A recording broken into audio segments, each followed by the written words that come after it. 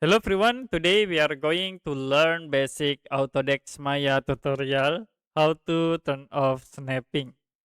So as example, I will insert the cube object. Okay, we insert cube object.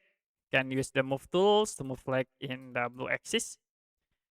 The next, if you want to active for snapping, you can see we have this snap options. So if you click, it will be automatically active the snap like to the grid. So if you move the object, it will be snapping into the grid.